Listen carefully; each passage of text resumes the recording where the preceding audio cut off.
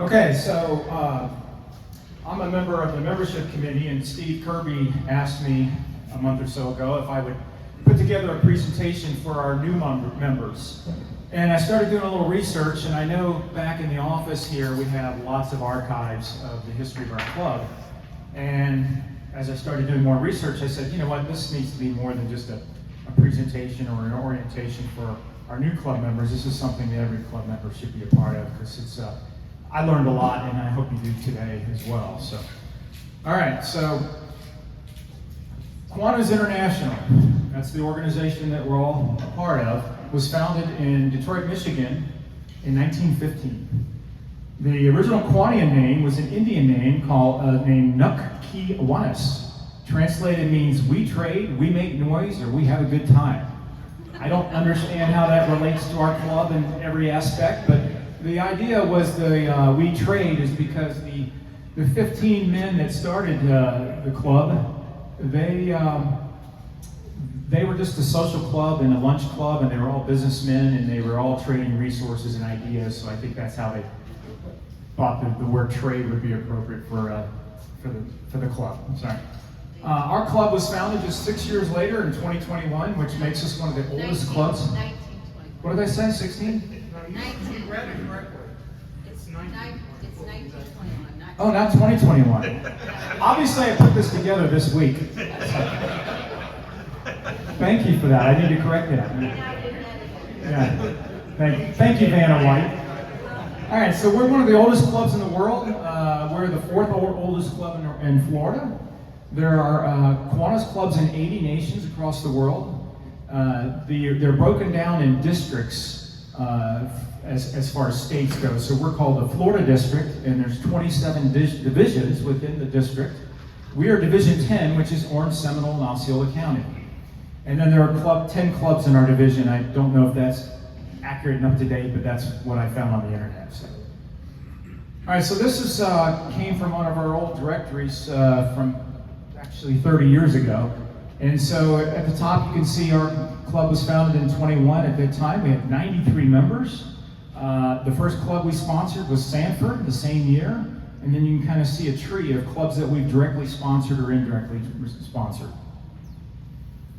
Okay, so there's 10 clubs in our division, as I mentioned, and here they are. You've got Avalon Park, Apopka, Central Orlando, East Orange County, Greater Orlando Winter Park, Kissimmee, the Kiwanis Club of Orlando, Winter Springs, Lake Mary, and the Kiwanis Club of South Orlando.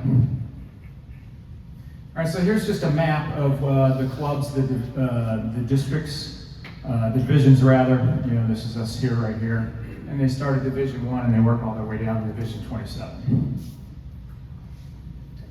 So Kiwanis includes a lot of opportunities for us as members, but also for people that aren't in Kiwanis, but they would like to be involved in the Kiwanis idea. So a long time ago, we had these little subdivisions of Kiwanis, and the first one I'm going to reference is college level. So if you're in college and you want to be in Kiwanis, you would be in Circle K. And so Circle K is the largest collegiate organization dedicated to service and leadership.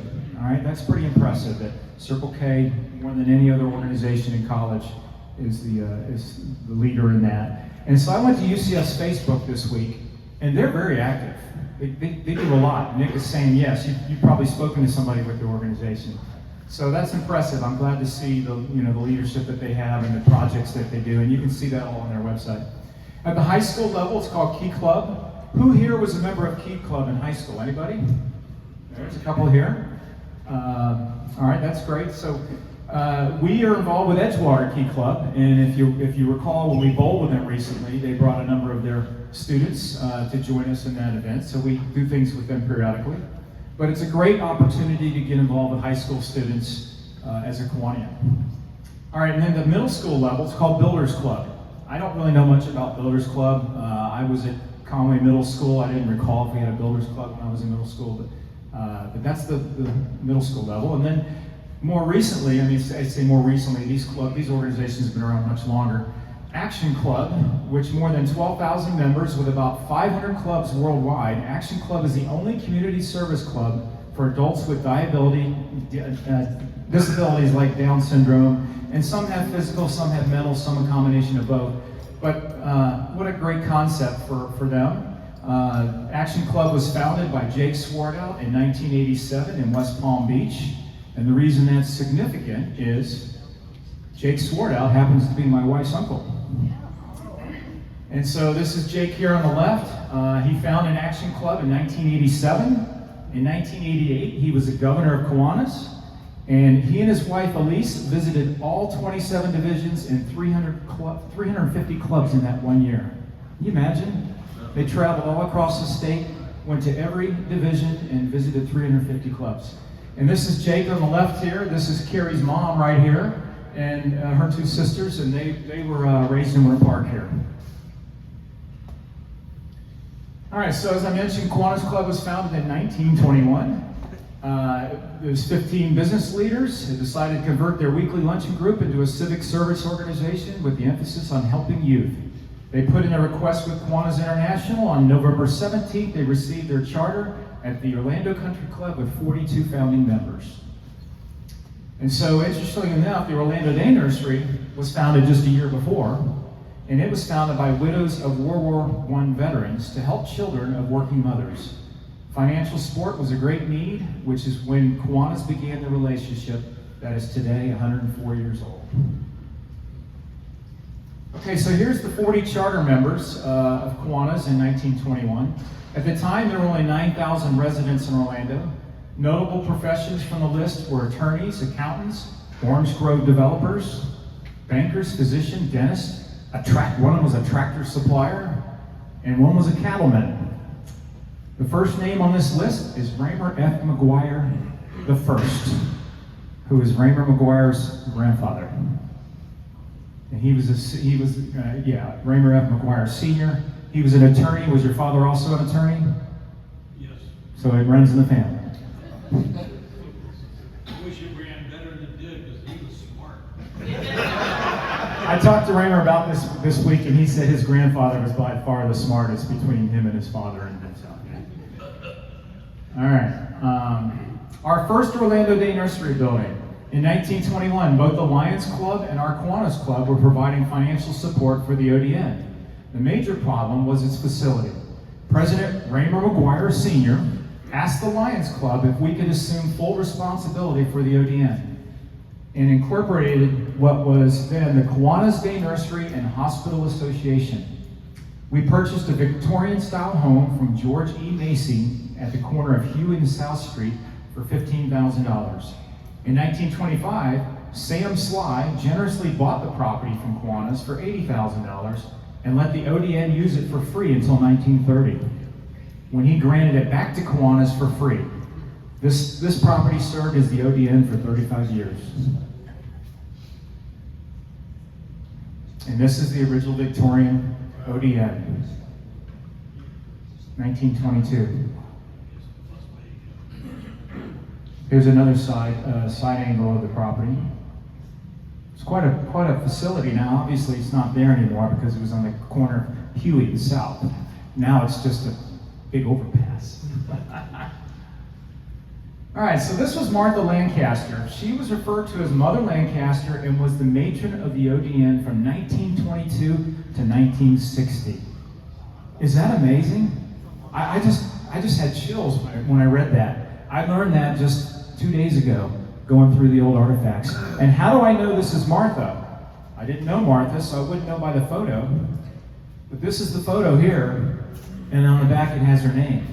Now, how did I know who Martha was just by her name on the back of this? Because I looked at the ODN dedication of the 1960 building, and the story was in here. So I put two and two together.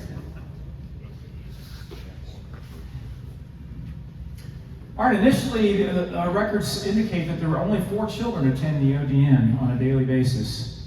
So I love this photo. Isn't this amazing? Look up here. It says dog, rat, and cat, and then there's a drawing of a cat.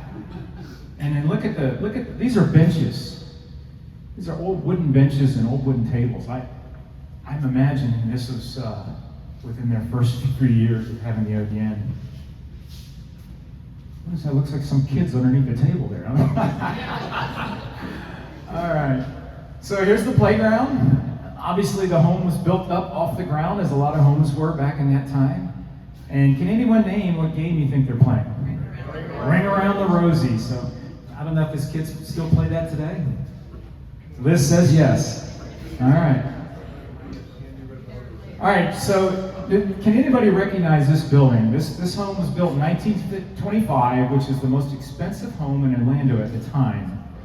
It's located on Copeland, which is off of Orange Avenue near the hospital. Does anybody recognize that house? Yeah. Hugo? I don't know much about it. Does anybody know anything about it other than my brother Rick? Mr. Rosie O'Grady. Mr. Rosie O'Grady. This was Bob Snow's former home. And the significance of this is I did a little research, and Mr. Sly, that was so generous to our Kiwanis meeting that I referenced earlier, Sam Sly, he built this home. This was his original home. Now, I don't know if he sold it directly to Bob Snow or not. I couldn't see that in the records, but I thought that was pretty interesting. So he's the one that gave us the Victorian building for free, and this was his home in 1925. All right, in 1947, our Kiwanis Club purchased a surplus trailer for $4,000 that was originally used in World War II. Why are we laughing? I know, I thought it was a lot of money too. Well, that's government for you. They charged us $4,000. The trailer was equipped to provide free dental care for needy families in the Orlando area. And if you see this, it says Kiwanis Club Dental Clinic. I think it says something about Orange County. When I read it earlier, I could see that. Oh yeah, Health Department, Orange County Health Department. Yeah. Now, I didn't know about this or the trailer. We also had an office for seeing children for dental care in a building that says Kiwanis Child Care Dental Clinic. Isn't that something? I feel pretty bad all what we do now, right? Compared to back then. But you know, in the 20s, there wasn't much going on, and they didn't have many resources. They didn't have a hospital in 1920. So, you know, a lot of these needs were provided through organizations like us. Okay, the second day nursery building.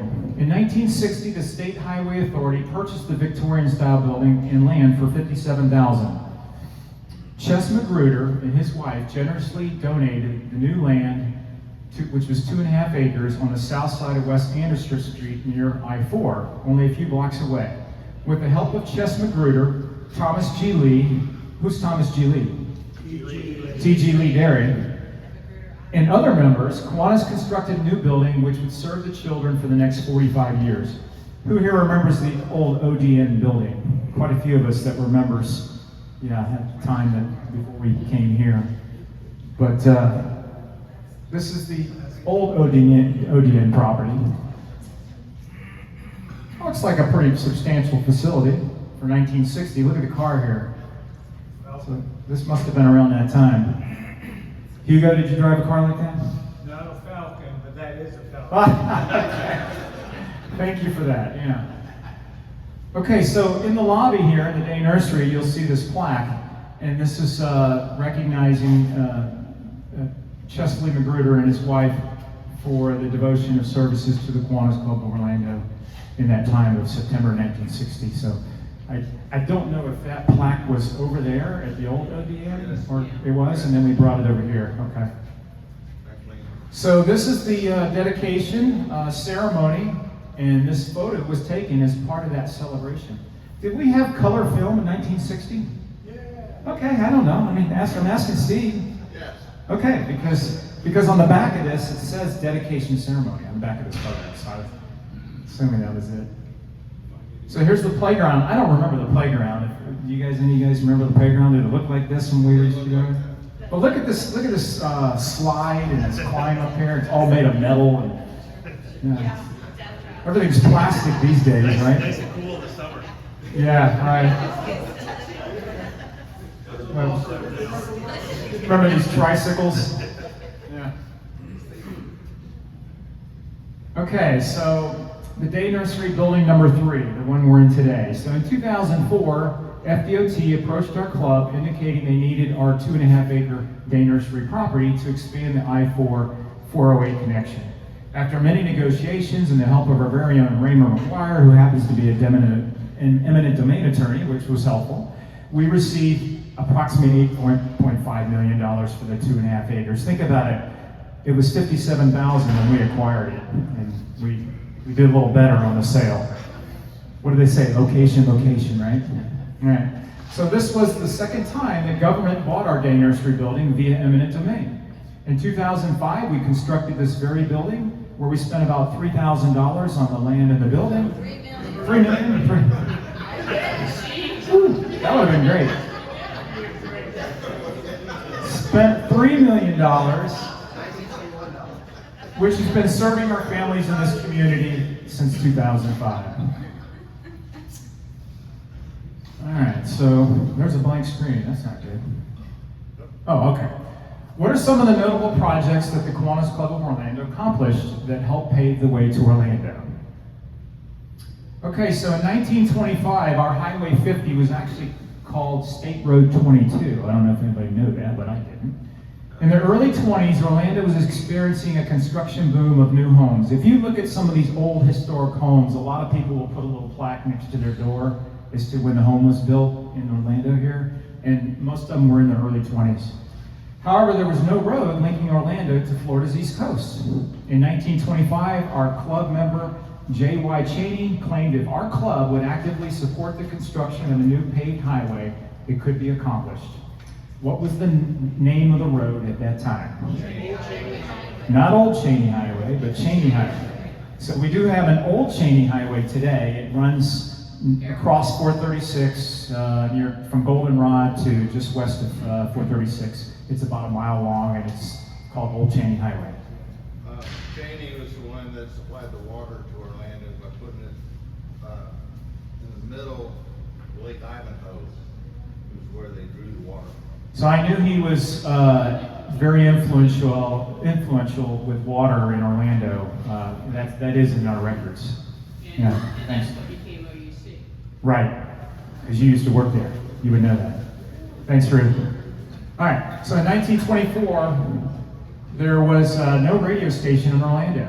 After much discussion, our Kiwanis Club agreed to secure the license and to install the necessary equipment for the first radio station in Orlando at Rollins College. What's the name of that radio station today? WDBO. Isn't that interesting, right? Now, I have to admit, I just pulled that photo off the internet. That's not the original. But it looks good. It looks good. Okay, in 1958, the club purchased a huge clock mechanism from a company in Scotland for what was supposed to be a large floral clock. We had planned to donate it to one of the city's parks, but had difficulty with the city accepting our offer. After paying to store it for 2 years, the Harry P. Lou estate had become city property when the city was planning to convert it to a park. This time, they graciously accepted our offer. So obviously, this was a long time ago. It says 1969, 1970. I can believe that. It looked much prettier there than it does here. But there's a plaque here. And so I got on my bicycle. I live a mile from Lou Gardens, and I rode over there 3 or 4 days ago, hoping to get a picture of the plaque and what the clock looks like today. And they said, no, we haven't had that clock for years. So I can understand. I asked them why, and they said, well, that thing is in the ground. So as far as it being a functional clock, I guess it became obsolete. But I would love to have that plaque back. And maybe we can do a fundraiser and build them a new clock.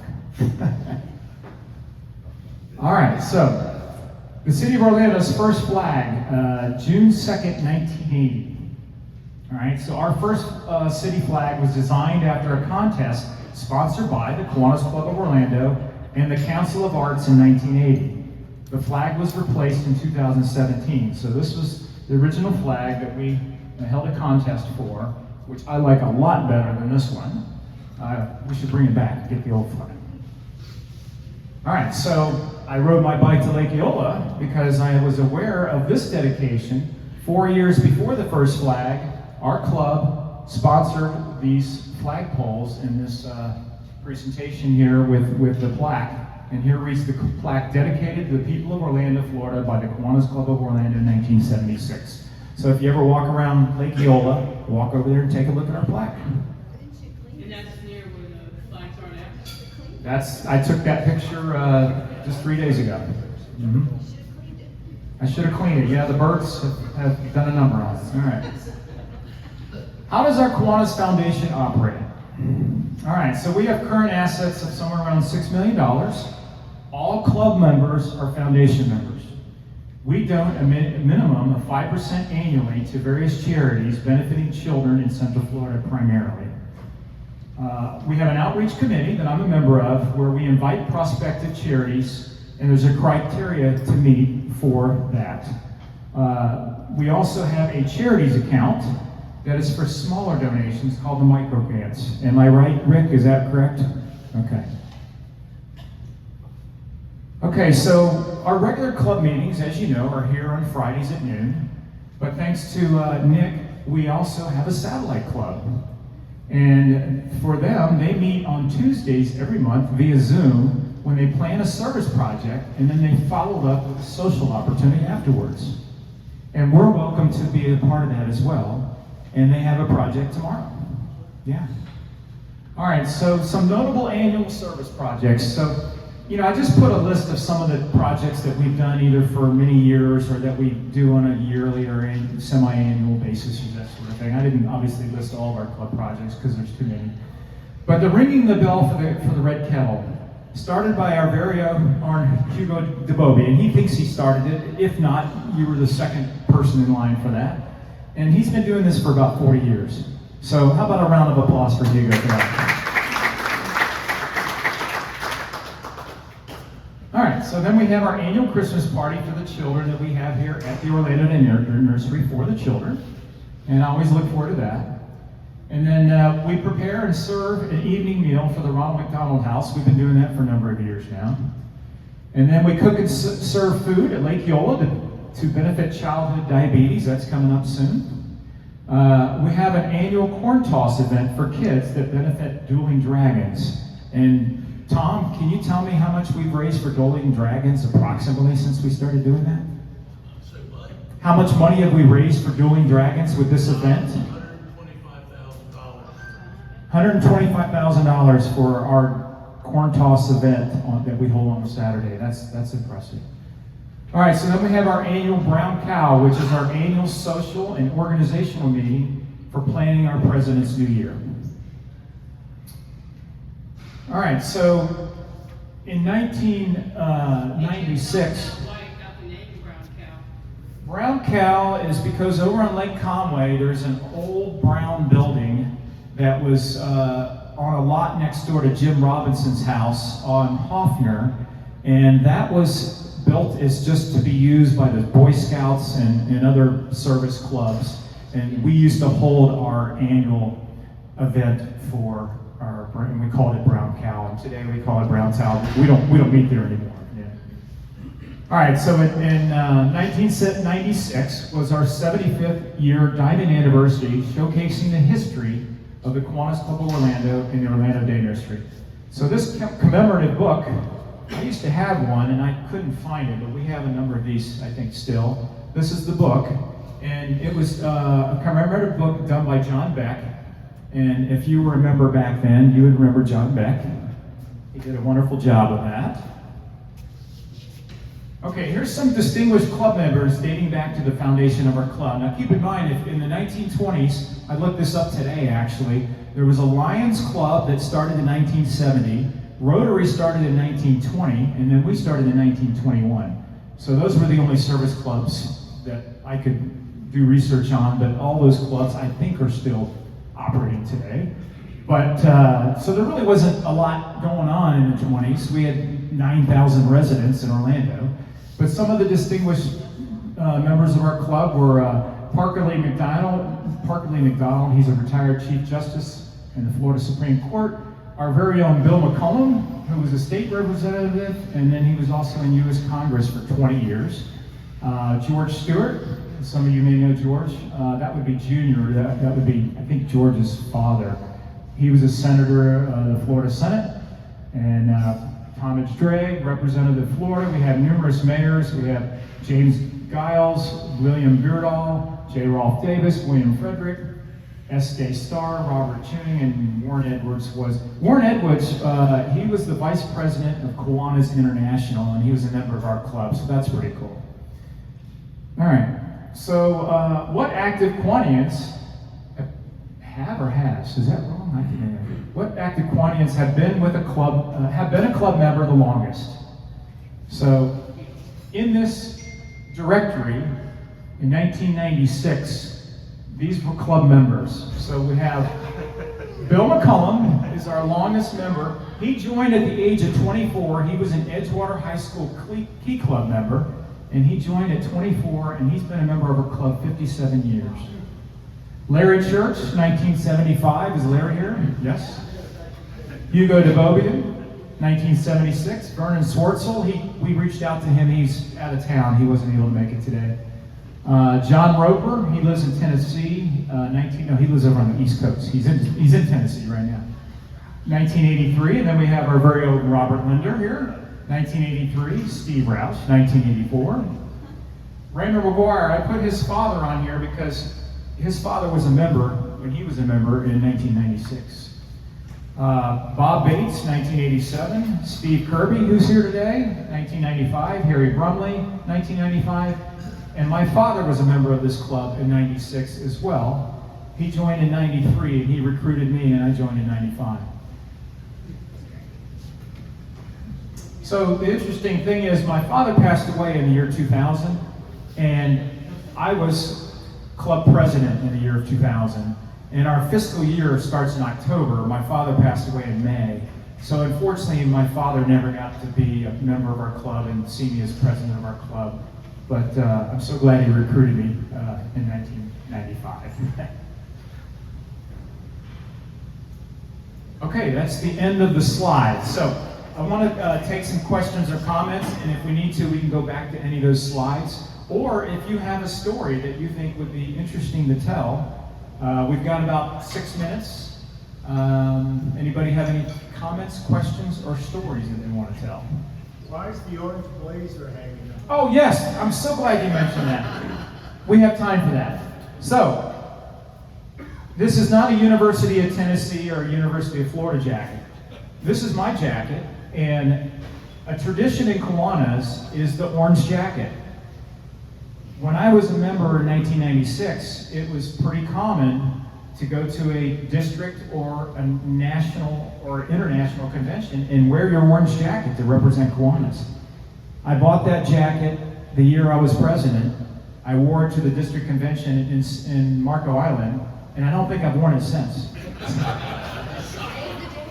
So I asked Nick earlier, I said, Nick, do they still wear the orange jacket at these conventions? And he said, the old guys like you.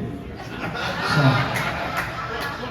I don't think you're going to get a young guy in that jacket.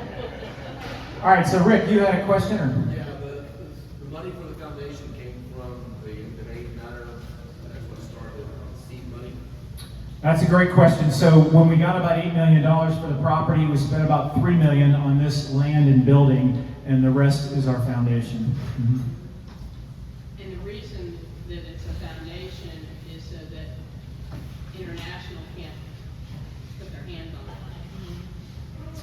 Yeah, and by law, when you have a foundation like that, you're required to give 5% of the value away, because that's obviously the whole purpose of having a foundation. And that's how we kind of structure our giving. Anybody else?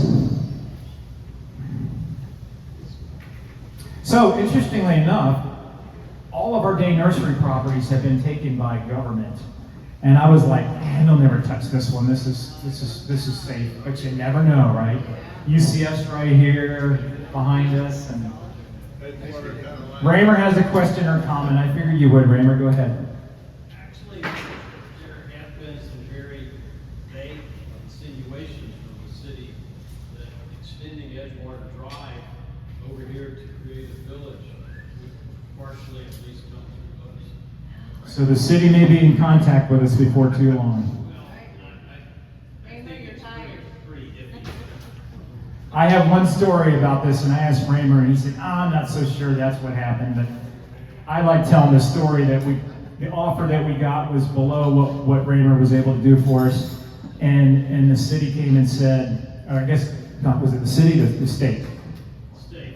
So the state approached us and said, we need to have those kids out of there, like, in 30 days. And we said, no, we can't do that. This is the day nurseries for these children. We can't find a place that's up to code and all that stuff in 30 days. And they said, well, how about for another $1 million? And Raymer says, we'll find a place.